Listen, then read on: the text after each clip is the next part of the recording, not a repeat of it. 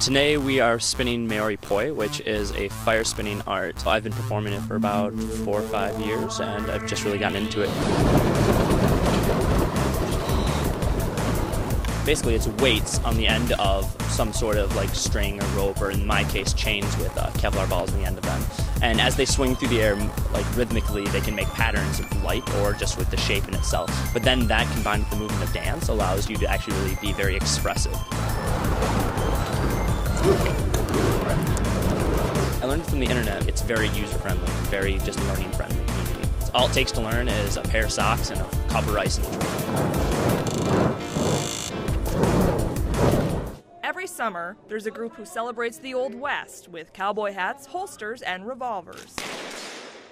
This is Cowboy Fast Draw, and the Black River Bandits are gearing up to host the Wisconsin State Championships this weekend. Lori Dusty Bottoms Adrahan is the women's defending champ.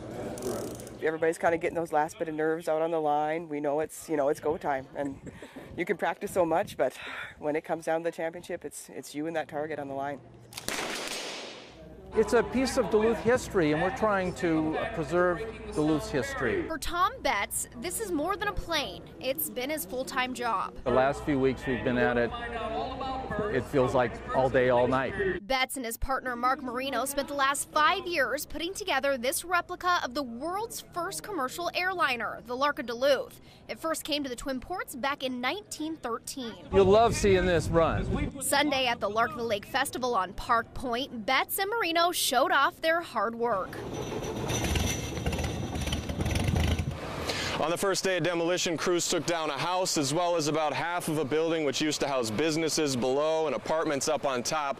CHUM, an organization dedicated to helping the homeless, tells us that about 6 other buildings around this block are going to have to come down before construction of the new building can even begin. Before this drawing becomes the real thing, we'll hear more of this and a lot more of that.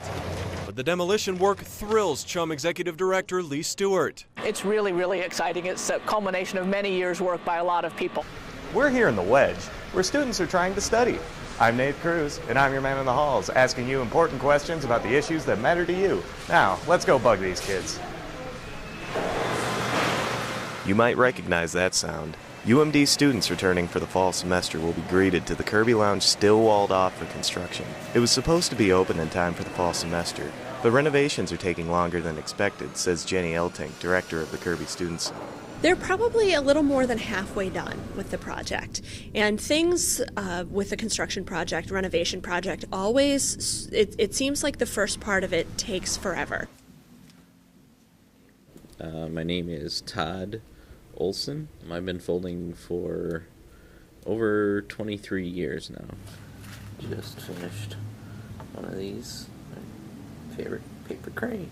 I'm legally blind. I'm totally blind in my left eye and about 2200 in my right eye. I first was introduced to origami by a Japanese foreign exchange student when I was 10 years old, and in the hospital they found I had a brain tumor between my pituitary gland and the optical nerves right behind my eyes. This foreign exchange student, he and his family and friends heard I was ill, and they folded and sent me 1,000 paper cranes as a get well gift. This is the original 1,000 paper cranes, and it was strung up just like this and sent to me in the mail. In the Japanese culture, the giving of 1,000 cranes usually represents a wish. So their wish for me was for health and long life, and that was when I started to learn origami again. I now know 50 or 60 different little critters just by heart. I also teach a lot of classes and do little demonstrations on it through different schools and church groups, nursing homes, community centers. It's kind of been my healing art.